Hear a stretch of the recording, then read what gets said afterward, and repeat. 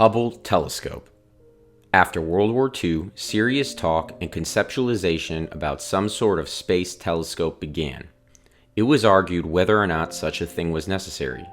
One professor, Lyman Spitzer from Yale University, argued that a space telescope had advantages over a telescope from ground on Earth. He in fact wrote a paper on this argument called Astronomical Advantages of an Extraterrestrial Observatory. His theory states that a space telescope would have advantages over any telescope on Earth because the atmosphere of our planet gets in the way. It creates blurriness and distorts any light coming in through the Earth's atmosphere from distant stars. Although the atmosphere also protects us from X-rays from stars far away, no instrument on Earth can surpass this phenomenon. So having a telescope in space would eliminate those obstacles, meaning super clear images of faraway stars, planets, objects, etc. The Hubble moves around the Earth at about 5 miles per second. That is fast enough to travel around the Earth in 97 minutes. That's the equivalent of traveling across the US in 10 minutes. It is a type of telescope known as a Cassegrain reflector.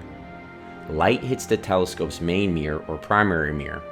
It then bounces off the primary mirror and encounters a secondary mirror. The secondary mirror focuses the light through a hole in the center of the primary mirror that leads to the telescope's science instruments. People often mistakenly believe that a telescope's power lies in its ability to magnify objects. Telescopes actually work by collecting more light than the human eye can capture on its own. The larger a telescope's mirror, the more light it can collect, and the better its vision. It's all solar powered. Where did the name Hubble come from?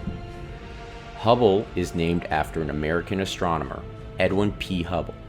He made important discoveries in the early 1900s. He showed that the galaxy contained the solar system, called Milky Way, He showed that the galaxy contained the solar system, the Milky Way, which was only one of many galaxies.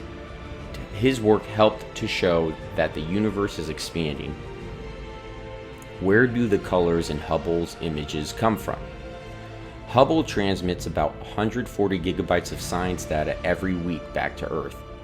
That's equal to about 45 2-hour HD quality movies or about 30,000 MP3 songs. The digital signals are relayed to satellites, then to a ground station, then to NASA's Goddard Space Flight Center, and finally to the Space Telescope Science Institute.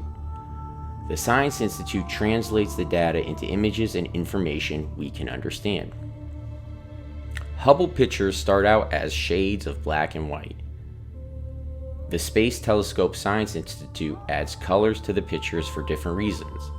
Sometimes colors are chosen to show how an object might look to the human eye. Other times colors are used to highlight an important detail, or they can be used to show details that would otherwise be invisible to the human eye.